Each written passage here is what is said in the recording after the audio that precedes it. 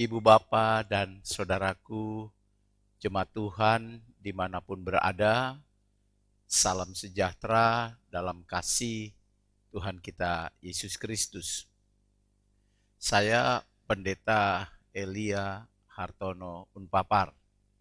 Saat ini dalam tugas dan panggilan pengutusan gerejawi melayani di GPB Jemaat Bukit Kasih Surabaya. Kita memang masih dalam suasana pandemi virus corona.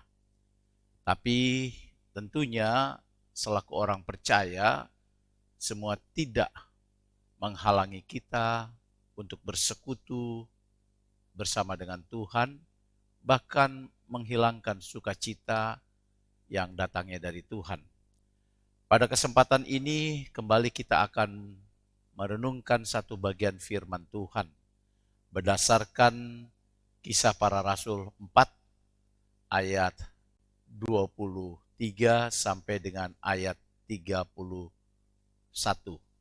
Sebelum kita membaca dan merenungkan bersama, kita berdoa mohon bimbingan Roh Kudus. Mari jemaat Tuhan kita berdoa. Kami siap untuk membaca firman-Mu dan siap menerima firman-Mu.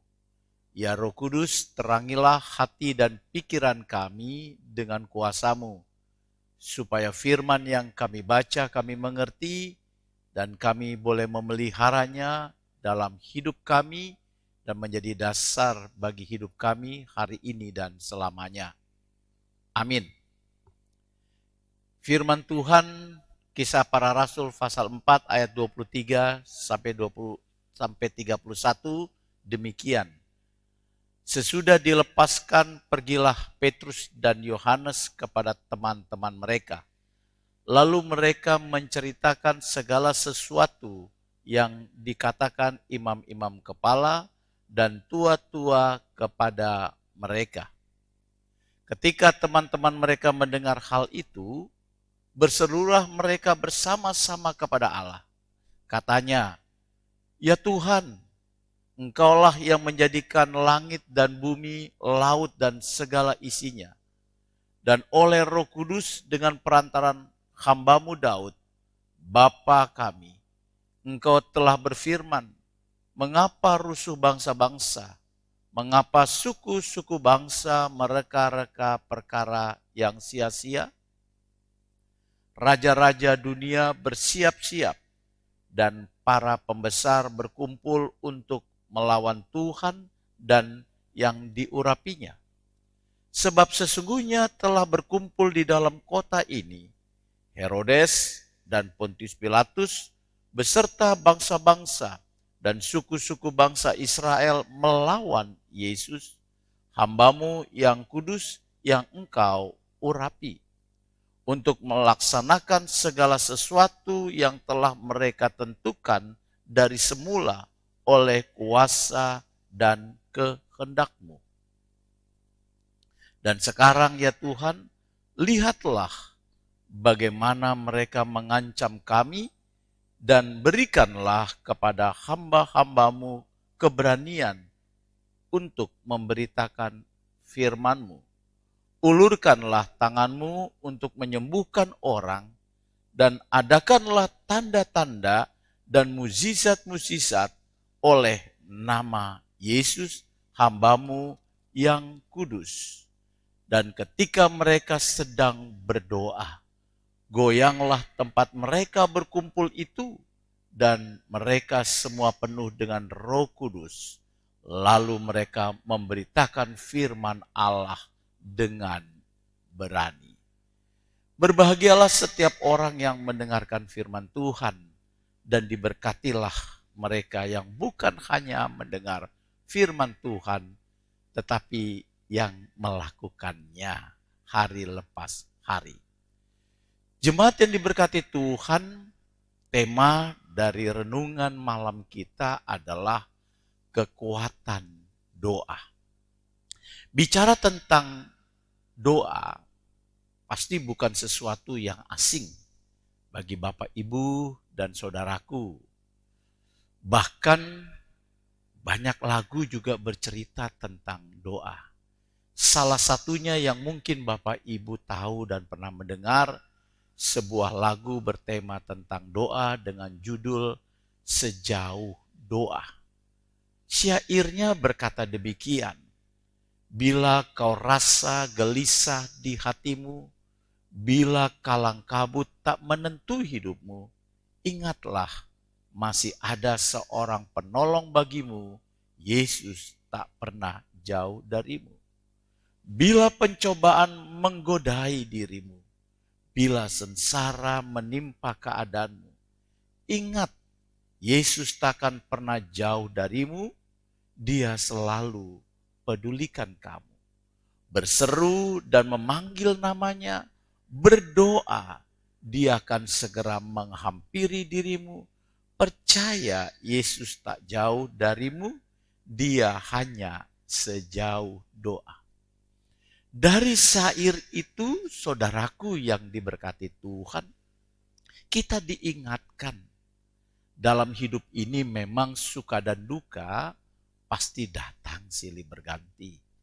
Ketika keadaan, situasi kehidupan kita dalam keadaan tenang, tidak jadi masalah.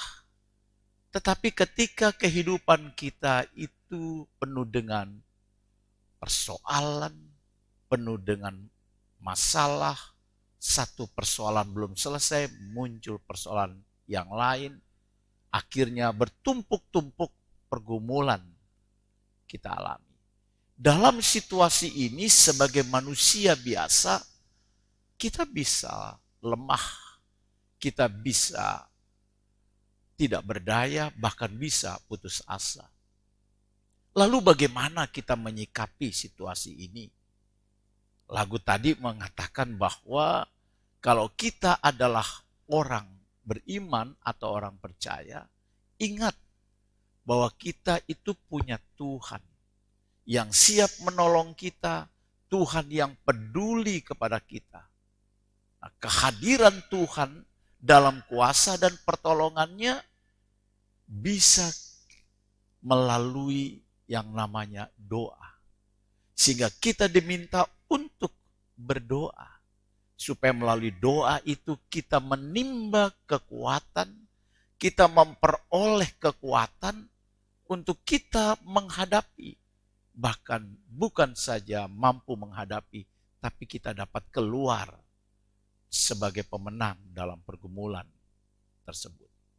Jemaat yang diberkati Tuhan, dalam pembacaan kita hari ini bercerita tentang umat Tuhan, murid-murid Tuhan Yesus yang diawali dengan dibebaskannya Petrus dan Yohanes setelah ditangkap oleh para imam-imam, oleh orang-orang Saduki, oleh kepala pengawal bait Allah, dan diadili dan mereka diancam untuk tidak memberitakan firman Tuhan.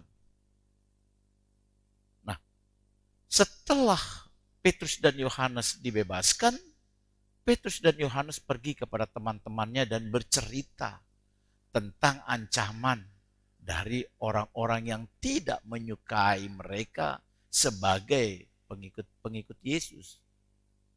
Mendengar berita ini, tentu Bapak, Ibu, dan saudaraku yang diberkati, teman-teman dari Petrus dan Yohanes ini bisa jadi juga mengalami, bisa jadi ketakutan atau kengerian.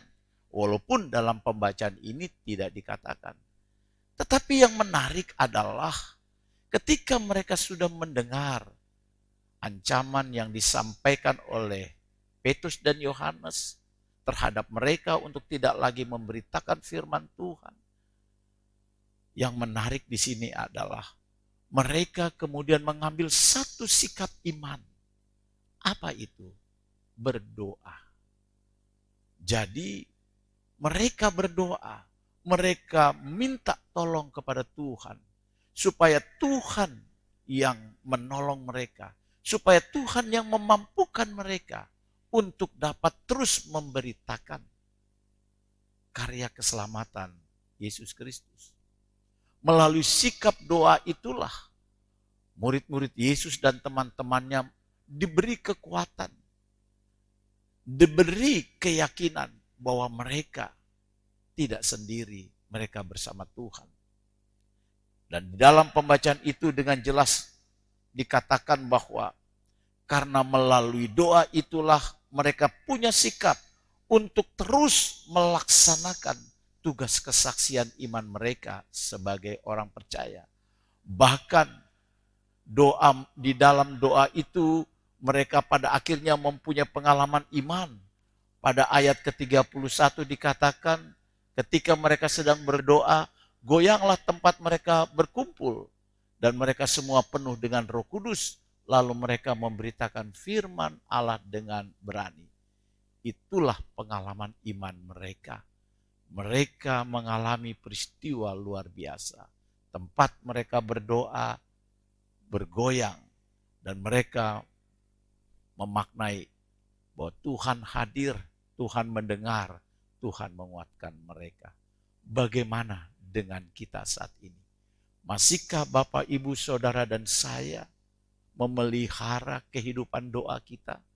Masihkah kita percaya bahwa di dalam doa bukan hanya berisi kata-kata, ungkapan permohonan, tetapi melalui doa kita mengetuk hati Tuhan, melalui doa kita menghampiri Tuhan, dan melalui doa kita minta kuasa Tuhan itu turun atas kita.